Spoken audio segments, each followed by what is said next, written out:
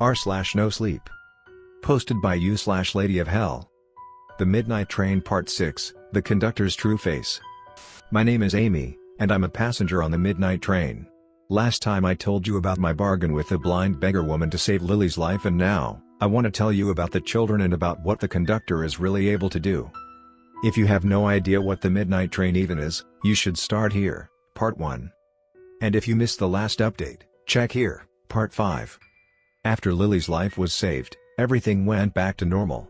At least for midnight train standards. I did my best to go out and talk to people so the train wouldn't be angry at me, and so far I have succeeded. I spent a lot of time with the weeping bride. She didn't react to my presence anymore since I have, luckily, no more tragedies to tell, but she was a good listener. I talked a lot about my experiences on the train while she was just silently sobbing. It was kind of like therapy if your therapist were mute. The rest of the time was mostly spent with Lily and sometimes with the detective. I kind of like him, but he's not really talkative and I'm a little worried I'm annoying him, so I tried not to bother him too much.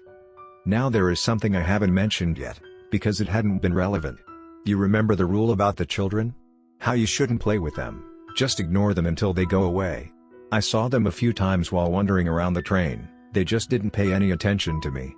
Most times they just ran past me.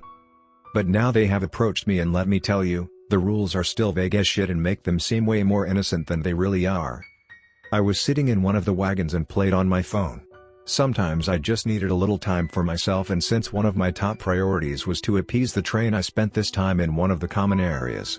I had sat down next to a window and as usual, nobody bothered me. The other passengers did their own thing and let me do mine, and I appreciated that. Therefore it was rather unusual that someone sat down on the seat next to me. I didn't look up at first because on the midnight train, there was always the risk of looking at somebody and seeing something not human. I wanted a few seconds to prepare myself for that possibility. "Do you want to play with us?" a kid's voice asked. I froze. The rules clearly stated to ignore them, and I wasn't sure just how careful you had to be, so I didn't dare to look at them. I forced myself to look at the screen of my phone. "Hey, I'm talking to you." This time a boy was speaking. "Play with us? We have so much fun." Small hands were pulling on my jacket now, and I felt the cold of their skin through the fabric. "We could play hide and seek," a girl whispered. "And we cut your toes off if you lose." I wanted to do something. Every fiber of my body screamed at me to run, to get away from this little demons, to do anything else than just sit there. I fought the instinct to squeeze my eyes shut because I wasn't sure if that would count as acknowledging them, and I continued scrolling on my phone, but I didn't really see anything that appeared on the screen.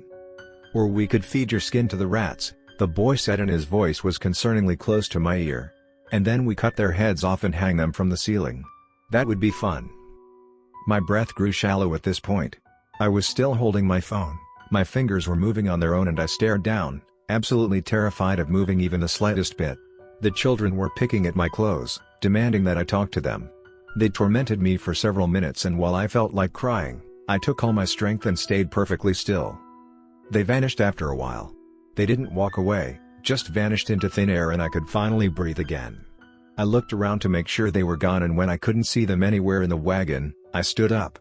The adrenaline had left my body and I was nothing but exhausted now. All I wanted to do was to grab some chocolate and hide away in my compartment. As I approached the vending machines, I saw the man with the briefcase stand in front of them. For a moment I considered turning around and walking away, but I thought the train wouldn't appreciate that. Apparently I'm thinking about the feelings of a train now. "Hello, sir," I greeted him as I stepped next to him. "How are you?" He looked up. "Hello, Amy. I'm fine, thank you for asking. And how are you?" he replied, cold and polite as always. "Oh, I'm fine too, thank you. A little tired, I guess." It would be an overstatement to say I wasn't afraid of him anymore, but until now, I hadn't had any problems with him as long as I was polite. I'd choose him over the murderous ghost children every day. "Were the children bothering you, Amy?" He was definitely mocking me for that name. "Nothing I couldn't manage," I said with a forced smile. Not a lie though. I had been able to manage the situation, it had just terrified me completely. "Very well." Then he did something very human. He pushed a button on the vending machine and grabbed the package of M&Ms that dropped out of it. "Goodbye, Amy." "Goodbye, sir," I replied, and he walked off with his chocolate. For some reason, The fact that this entity ate chocolate confused me more than anything up to this point. Yes, I might be grasping at minor details because the major details are a little too terrifying to think about. Anyways, I had a bit of peace after that. As peaceful as the midnight train gets, at least. It became some sort of routine, spending my days with Lily and the detective, occasionally exchanging a few words with the man with the briefcase. I felt a little more confident when talking to him, because sticking to the being polite and honest tactic seemed to work out just fine. Peace, of course, didn't last long around here.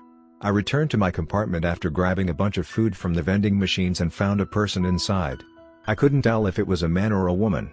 They had long, blonde hair, were tall and skinny and wore an oversized shirt and dark trousers. "Nice to meet you," they said with a bright smile. "I'm your roommate for the journey. Can I have your name?" I froze, still halfway in the door. The false roommate. The rules gave no information about what they would do to me, but if something asked me for my name in that particular manner, it had to be bad news. I don't know much about Fae, but I know that they steal your name and it gives them power over you. And I know that even chosen names have power. I stared at the person in front of me, looked into their bright blue eyes, and I wanted to tell them my name. My real name. I opened my mouth and the word was almost said before I stopped myself. I dug my fingernails deep into my arms so the pain would keep me focused. For a couple of seconds, I just stood still and tried to collect my thoughts. It didn't work. I felt like lightning was striking through my brain, ripping every coherent thought apart. The mere presence of the person was distracting me. They were the focal point of the room while everything else was shifting. I did the only thing I could. I dropped my things, turned around and ran. Finding the conductor wasn't particularly difficult. He walked towards me, almost as soon as I had left the compartment. I ran up to him, my head still spinning, and tried to explain that I needed his help. There was someone in my compartment and I needed him to get rid of them. The conductor didn't seem surprised, he just nodded and asked me to lead the way. It wasn't far, yet my heart was racing as we got closer. The door was still open because I hadn't bothered closing it, and I saw the person as soon as I approached. They were smiling at me and I felt nauseous again, like the world around me was breaking apart and piecing itself together again at the same time. The conductor stepped beside me and put a hand on my shoulder. "You should leave now, ma'am," he told me. "I will take care of this." I nodded, thanked him a few times and turned to walk away. I'm not sure what made me turn around. Maybe the same reason you look at a car crash. It's terrible and it scares you, but you just can't manage to look away. Maybe that's why I turned and looked into the compartment. The conductor was taller than before. His body was lanky and thin, leathery skin stretched over bones. I couldn't see his face, but I saw his long, bony fingers that ended in sharp claws. The other person's pretty face was distorted into a grimace, eyes burning red and fangs flashing. I ran. No more freezing or staring. I turned and ran while someone behind me screeched like a banshee, but I didn't look back again. I left the wagon and slammed the door shut behind me. I had to talk to someone. Anyone.